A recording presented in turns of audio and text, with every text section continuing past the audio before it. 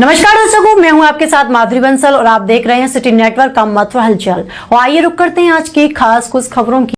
मथुरा जिला कांग्रेस कमेटी के तत्वाधान में बुधवार को कैंट बिजली घर पर बिजली घर का मुख्य दरवाजा बंद कर एक जोरदार प्रदर्शन आयोजित किया गया, जिसमें कांग्रेस पदाधिकारियों ने महामहिम राज्यपाल महोदय, उत्तर प्रदेश के नाम मुख्य अभियंता दक्षिणांचल विद्युत वितरण लिमिटेड को एक ज्ञापन सौंपा गया। ज्ञापन के माध्यम से लोगों को पदाधिकारियों ने कहा कि उत्तर प्रदेश सरकार द्वारा दक्षिणांचल विद्युत वितरण लिमिटेड कंपनी के निजीकरण का फैसला लेने से पूर्व प्रदेश में स्मार्ट मीटर लगाए जा रहे हैं। इस योजना के अंतर्गत प्रदेश सरकार द्वारा ट्यूबवेलों की 11,000 किलोवाट की लाइन व ग्रामों में 11,000 किलोवाट की लाइन अलग अलग कर दी जाए, जिसमें ट्यूबवेलों और 8 घंटे विद्युत सप्लाई का प्रावधान है। लेकिन ट्यूबवेलों को नियमित सप्लाई न मिलने के कारण किसानों को परेशानियों का सामना करना पड़ रहा है। उत्तर प्रदेश सरकार ने विधानसभा चुनाव में वायदा किया था कि घरेलू विद्युत कनेक्शन पर 300 यूनिट बिजली फ्री दी जाएगी, परंतु सरकार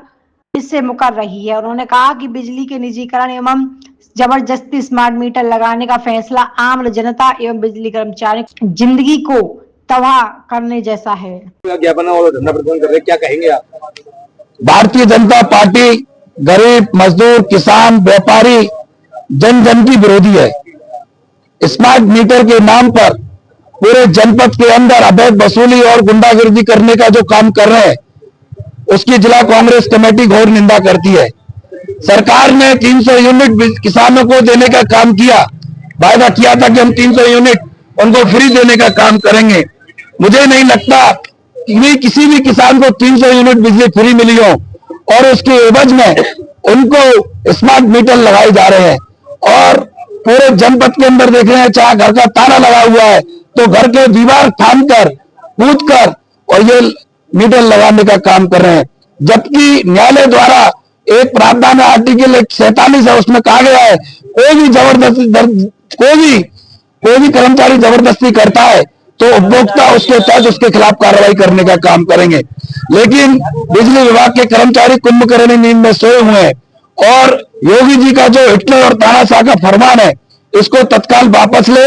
आने वाले दिनों में हम बिजली घर पर तालाबंदी कर इनको मजबूर करेंगे और यदि स्मार्ट मीटर वापस नहीं लिए तो कांग्रेस का एक एक कार्यकर्ता सड़क से लेकर सदन तक उनकी आवाज को बुलंद करने का काम करेगा। फिलहाल देखा जा रहा है कि आप धरना प्रदर्शन करते हैं कई मुद्दों को लेकर, लेकिन वो सिर्फ धरना प्रदर्शन तक ही रहता है, आगे कुछ कार्रवाई नहीं हो पाती, क्या कहेंगे?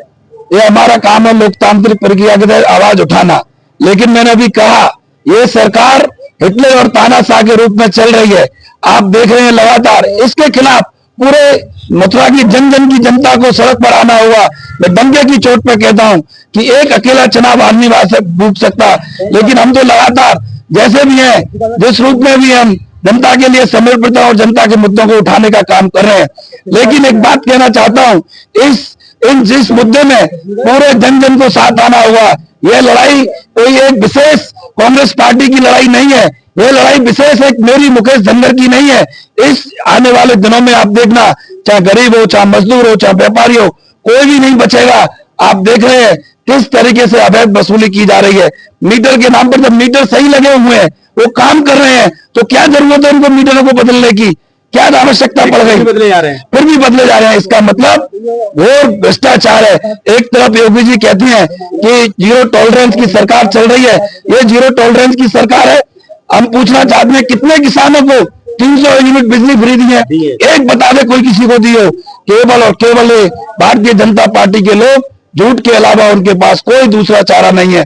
और उनके तथाकथित नेता तड़ी पार कहते थे कि जो भी वादा करते थे वो तो जुमला है। तो ये जनता अब जान रही है, जनता को सड़क पर आना पड़ेगा और इन बेरूपियों को भगाना पड़ेगा। अपना नाम बता दें। मेरा नाम अश्विनी शुक्ला है। जीरो टॉलरेंस की बात करने वाली सरकार भ्रष्टाचार में इतनी तल्लीन हो गई है कि जबरदस्ती उपभोक्ताओं के मीटरों को बदला जा रहा है, जिनकी कोई आवश्यकता नहीं है।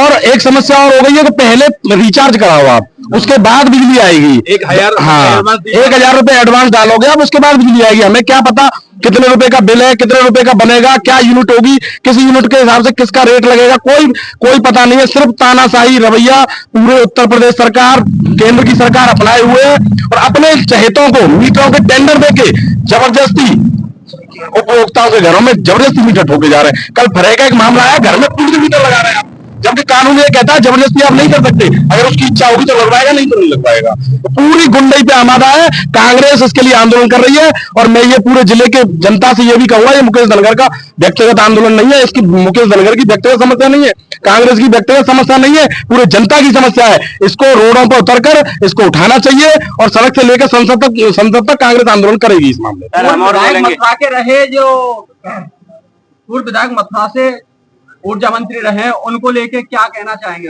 नहीं, वो जनता की आवाज मथुरा से उठाना चाह रहे हैं या नहीं? वो कोई आवाज नहीं उठाना चाह रहे हैं। मथुरा के 5 विधायक, जनता से उनका कोई सरोकार नहीं है। केवल श्रीकांत शर्मा जी की मतलब नहीं है, किसी भी जनप्रतिनिधि का जनता से कोई सरोकार है ही नहीं।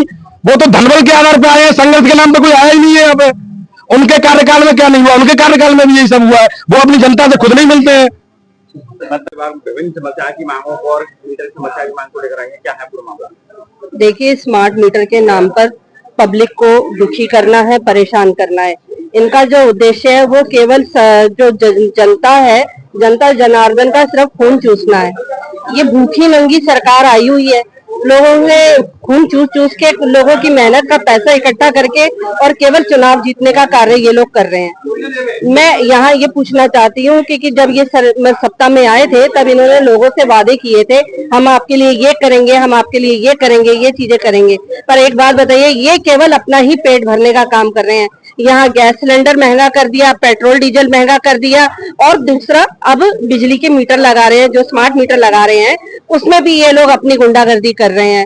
जबकि ये पहले से निर्धारित होता है कि जब भी आप मीटर लगाते हैं उसमें ऑलरेडी उनका ये होता है कि वो 1000-2000 रुपए अपना जो पहले से अपना मतलब ले लेते हैं लोगों से, जनता से।